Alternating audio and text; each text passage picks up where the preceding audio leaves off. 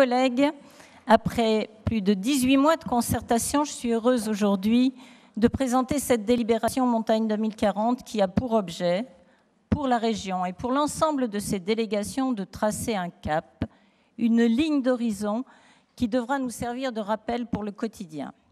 Ce travail de construction de perspectives pour les massifs n'aurait pas l'ampleur qui est le sien aujourd'hui si le président Jean-Jacques Guérin ne se l'était approprié. Et je l'en remercie.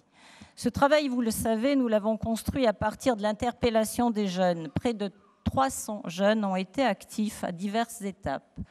Ils n'ont pas été aussi nombreux que nous le souhaitions avec Sarah ce matin, mais il y a au moins Agathe qui a été présente tout au long et qui est là-haut et qui va faire sa vie en montagne, qui a été décidée aujourd'hui par cette suite-là.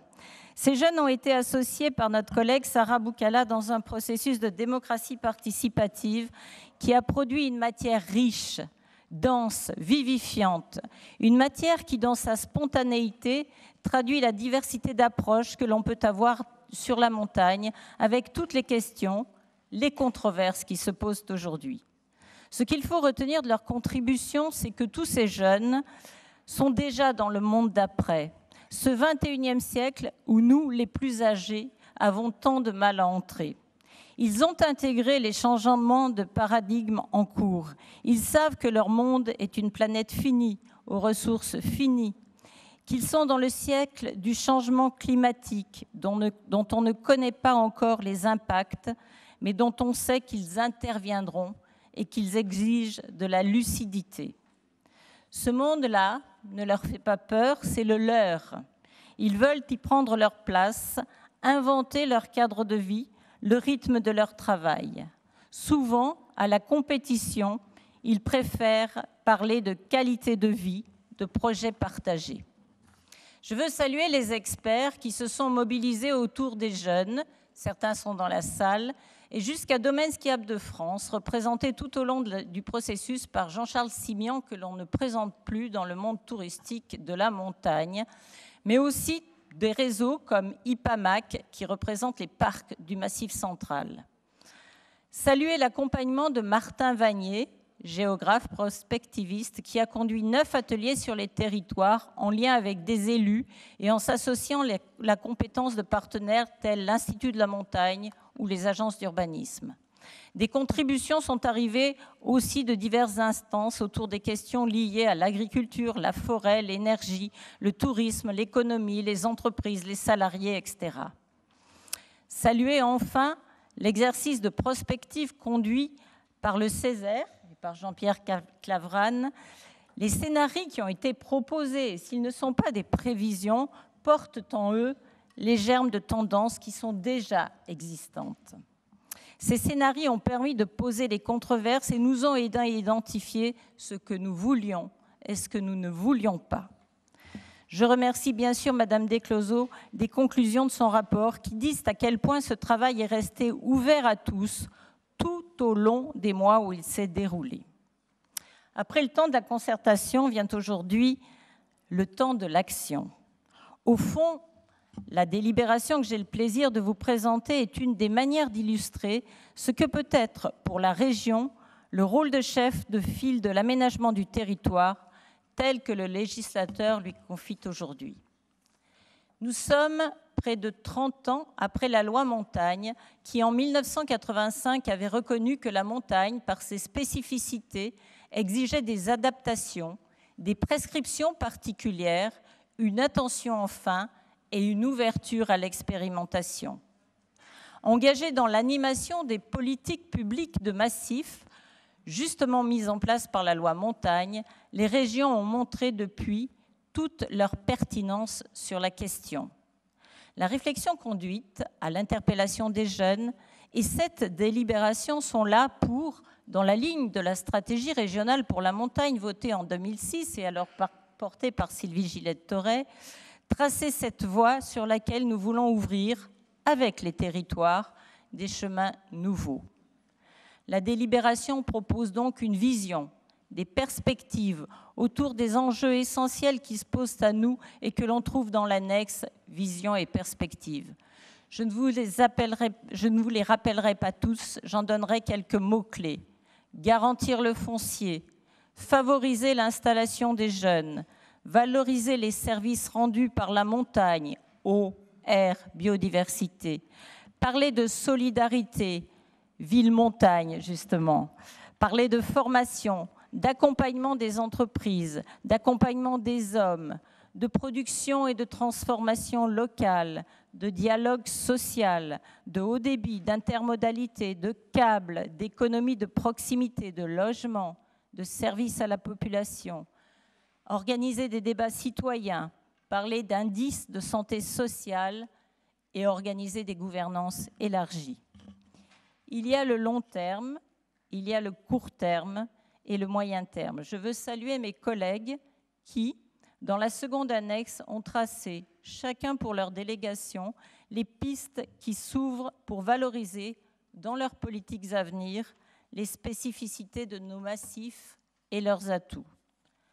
Pour le court terme, la montagne prendra une large place dans nos prochaines générations de programmes opérationnels en lien étroit avec la stratégie européenne pour 2020.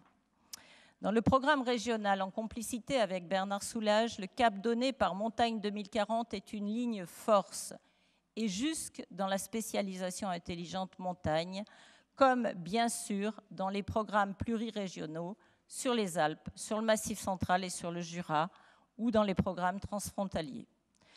Je souhaite insister sur cette dimension européenne de Montagne 2040 au moment où les régions deviennent autorités de gestion des fonds européens et où s'écrit le cadre d'une stratégie macro-régionale Alpes, transrégionale et transnationale. Pour ce qui est du tourisme, et donc de ma délégation, vous l'avez vu, un certain nombre d'engagements autour des contrastations durables, de la saisonnalité.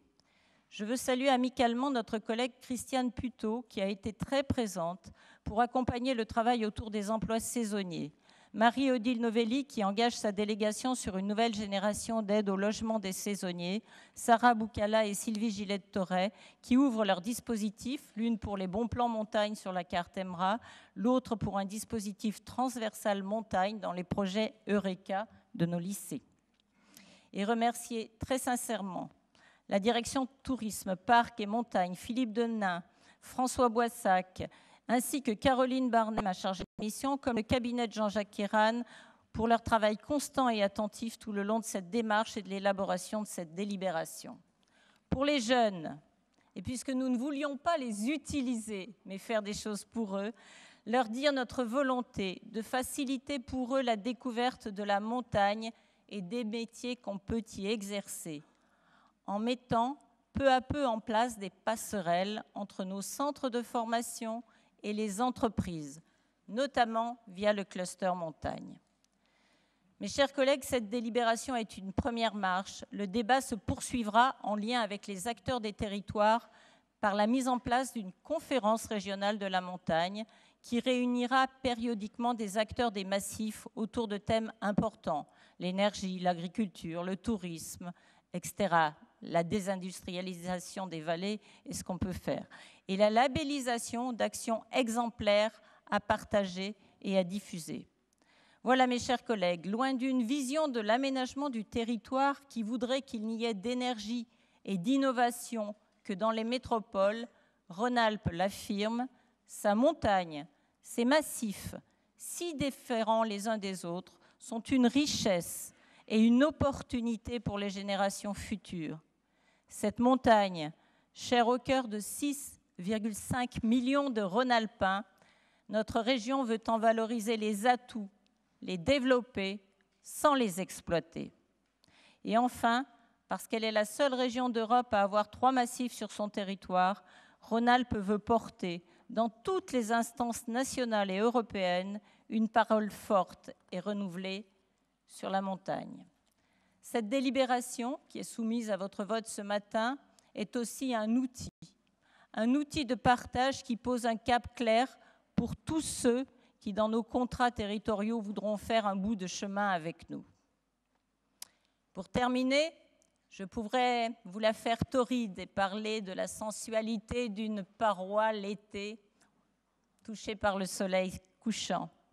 Mais je serai plus sage en citant simplement Gaston Rébuffat, Les montagnes ne vivent que de l'amour des hommes.